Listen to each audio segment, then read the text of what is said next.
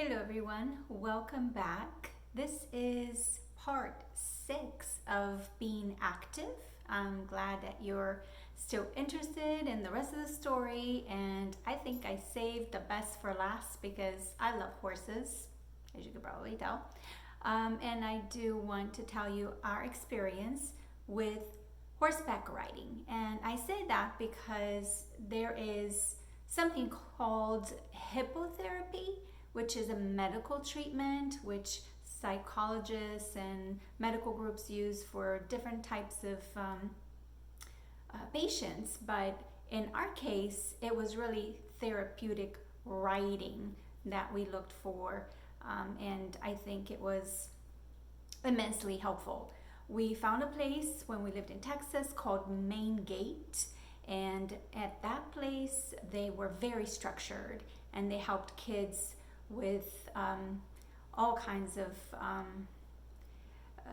behaviors and all kinds of skills that they needed to learn. And I did hear that they had a lot of kids with autism that were nonverbal, and they started to speak once they enrolled in their program and were attending their program for a little bit.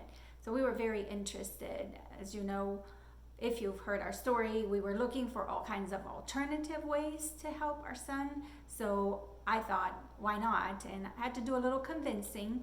My husband was not somebody who was very close to horses and understood horses. So we actually watched a documentary called The Horseboy, which, by the way, incidentally, I just recently found the same family online, and the young man is a little bit older than my son and is driving, and it's a wonderful story and a wonderful family if you want to look them up. So we watched the documentary, and we definitely thought that we should give it a try. We did have quite a few sessions. I have some videos on our playlist if you'd like to take a look. But again, it was just something that we needed a little bit different type of program besides what they could offer.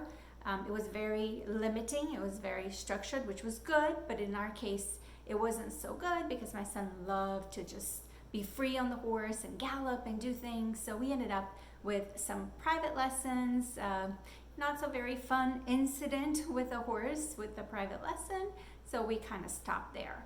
But every time we travel back home to Brazil, we try to get him on a horse, and to this day, it's amazing to see how happy and how centered and just it's a delight to see him horseback riding. So I hope that you find it worthwhile to maybe invest in that or look for a program around your area with horses.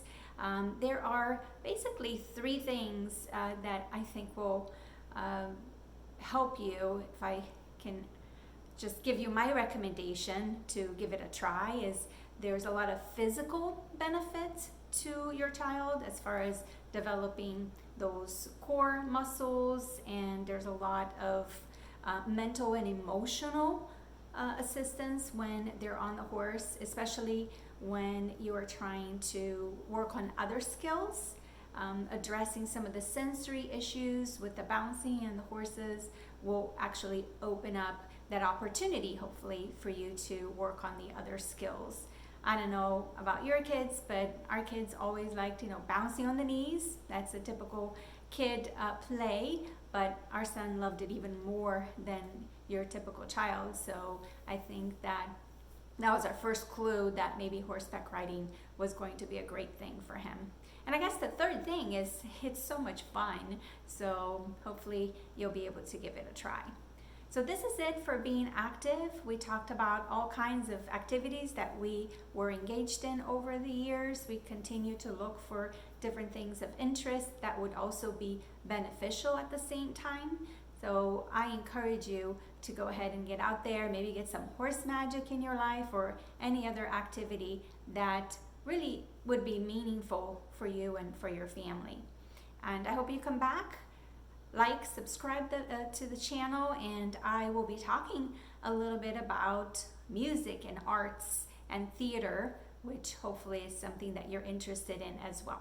So thanks everyone. Thanks for watching. Bye-bye.